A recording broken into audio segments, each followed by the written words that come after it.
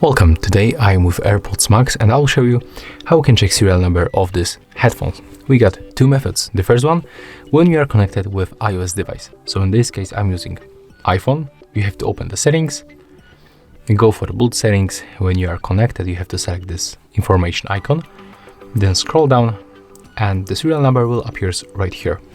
The second method, you have to grab headphones and remove the left one headphone. Just like that.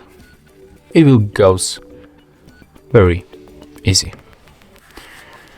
So right now we have to take a look right here. Of course I will zoom in to show you how it looks. And as you can see right here in this place we can find the serial number of these headphones.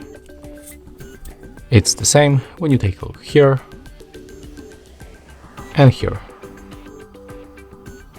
So that's how you can check the serial number on the AirPods Max. If you find this video helpful, remember to leave a like, comment, and of course, subscribe to our channel.